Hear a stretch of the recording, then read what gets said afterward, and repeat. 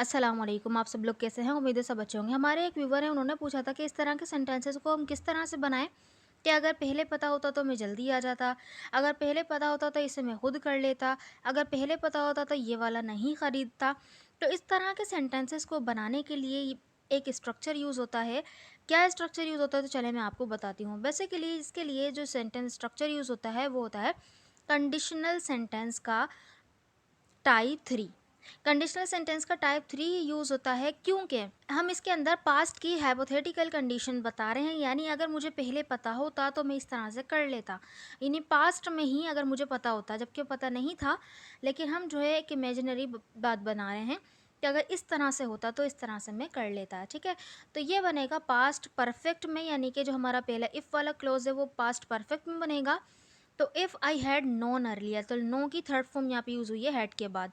तो if I had known earlier, तो इससे आप और भी सेंटेंसेस बना सकते हैं। ये पास्ट परफेक्ट में यूज़ हुआ है। ठीक है, देन उसके बाद जो हमारा सेंटेंस बनेगा यानी रिजल्ट वाला, वो बनेगा वुड हैव वर्ब की थर्ड फॉर्म से। यानी सब्जेक्ट आएगा, देन उसके बाद वुड हैव आएगा, वुड हैव के बाद वर्ब की third form, then other words आ जाएंगे।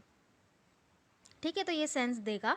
अगर पहले मुझे पता होता तो मैं ये कर लेता। किस तरह देखें, अगर पहले पता होता तो मैं जल्दी आ जाती, अगर पहले पता होता तो मैं जल्दी आ जाती, तो बनेगा if I had non earlier I would have come early. If I had non earlier मतलब अगर मुझे पहले पता होता, और यहाँ पे I would have come earlier, तो वुड हैव के बाद हमने कम, यानी कम की थर्ड फॉर्म ही कम होती है। कम कैम कम, तो कम थर्ड फॉर्म हो जाती है, तो यहाँ पे हमने यूज़ की। देन उसके बाद जल्दी के लिए अर्ली यूज़ किया। तो एक और सेंटेंस देखें, अगर पहले पता होता तो मैं तुमसे ये नहीं कहता, अगर पहले पता होता तो मैं तुमसे ये नहीं कहता। तो यहाँ पे देखें, मैं तुमसे ये नहीं कहता नेगेटिव सेंटेंस है, यानी वुड हैव के दरमियान नॉट आ जाएगा। बनेगा if I had known earlier I would not have said it to you.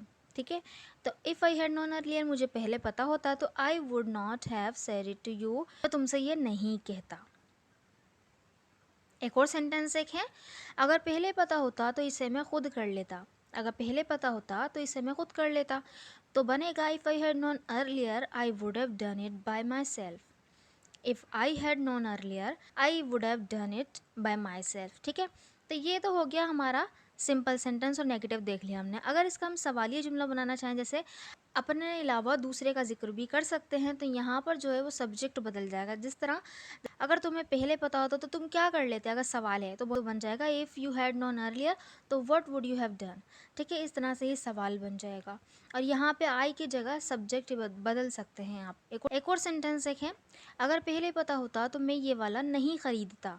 तो देखिए बनेगा if I had known earlier I would not have purchased this one. ठीक है, तो if I had known earlier, अगर मुझे पहले पता होता, आई would not have purchased this one, मैं ये वाला नहीं ख़रीदता।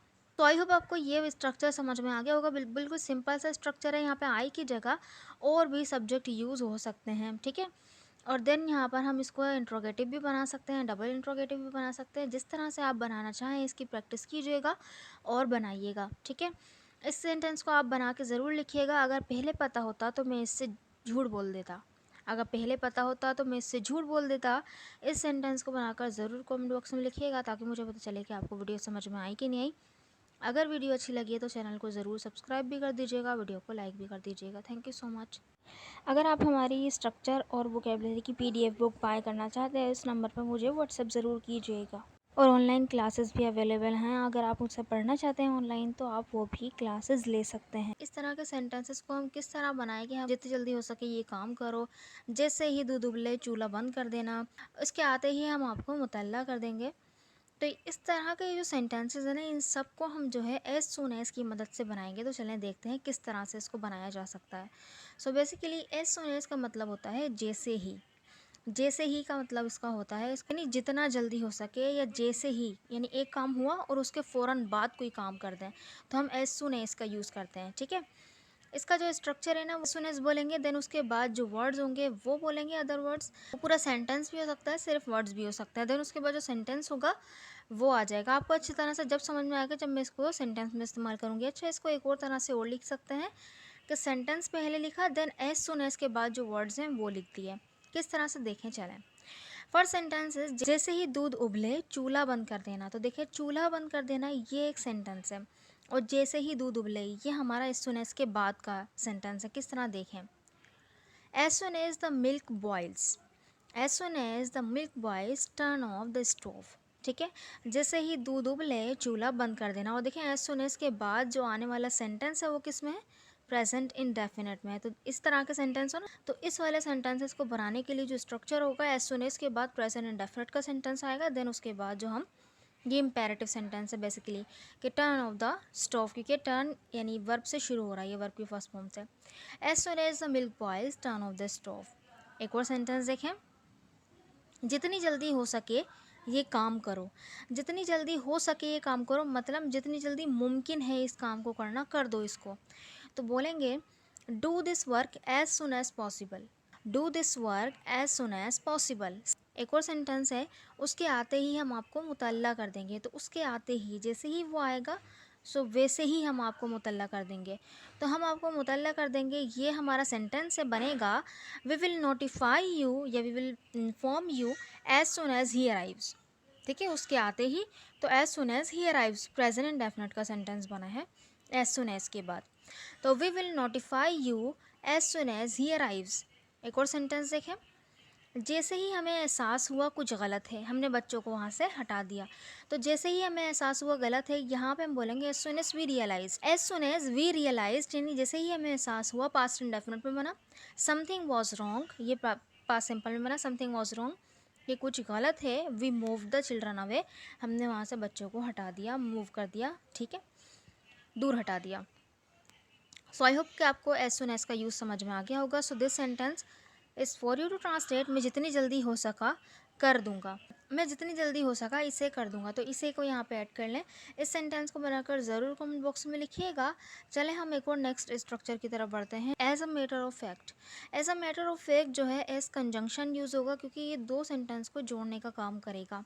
जैसे हम वहाँ रह चुके हैं, हकीकत में वो अच्छी जगह है। तो हम वहाँ रह चुके हैं अलग सेंटेंस, वो अच्छी जगह है एक अलग सेंटेंस, हकीकत में हमने उसके बारे में बता दिया, यानी हमने इस तरह का एक्सपीरियंस किया है कि वो वाकई में अच्छी जगह है। या इसके लिए बोल सकते हैं, सच तो ये है कि मैं किसी के ख़िलाफ़ नहीं हूँ। इससे पहले भी एक सेंटेंस होगा, लेकिन हमने सेंटेंस यहाँ पे दिखाने के लिए इसको शॉर्ट लिया। देखें किस तरह से, ऐसा मैटर ऑफ फैक्ट का मतलब है बेसिकली हकीकत में, दर हकीकत, ये सच तो ये है। इसको सेंटेंस में इस्तेमाल इस तरह करेंगे कि पहले as a matter of fact लिखेंगे, देन उसके बाद सेंटेंस। अगर दो सेंटेंस है तो हम पहले पहला सेंटेंस लिखेंगे, देन उसके बाद as a matter of fact के बाद दूसरा सेंटेंस लिख देंगे। ठीक है, देखें किस तरह से सेंटेंस बनेगा। हम वहाँ रह चुके हैं, हकीकत में वो अच्छी जगह है। तो हम वहाँ रह चुके हैं, ये सेंटेंस, देन हकीकत में के लिए हम लगाएंगे as a matter of fact, then उसके बाद सेंटेंस वो अच्छी जगह है लगा देंगे। किस तरह देखें, वी हैव स्टेड देयर, हम वहाँ रह चुके हैं, as a matter of fact it is a good place, वो एक अच्छी जगह है। ठीक है, एक और सेंटेंस देखें, वो तुम्हारा दोस्त नहीं है, दर हकीकत दुश्मन है, यानी वो तुम्हारा दोस्त नहीं है, असलियत में तो सच तो ये है कि वो तुम्हारा क्या है, दुश्मन है। तो बनेगा he is not your friend, as a matter of fact your enemy, he is not your friend, as a matter of fact your enemy. ठीक है, एक और सेंटेंस देखें, हकीकत में ये काफ़ी आसान है, हकीकत में ये काफ़ी आसान है। तो बनेगा as a matter of fact it is quite easy, as a matter of fact it is quite easy.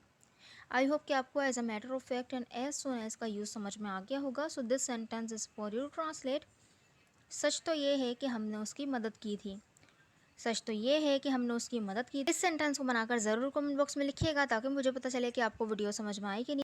अगर वीडियो अच्छी लगी तो चैनल को ज़रूर सब्सक्राइब भी कर दीजिएगा, वीडियो को लाइक भी कर दीजिएगा। इसी तरह की वीडियोस जो है मैं अपने चैनल पे अपलोड करती रहती हूँ, तो आके हमारे चैनल को ज़रूर विज़िट किया कीजिए, ताकि आपको जो है तमाम वीडियोस के नोटिफिकेशन भी मिलते रहें सब्सक्राइब करने के बाद, और यहाँ पे आप देख भी सकें कौन कौन से वीडियोस अपलोड हो रही हैं। Thank you so much.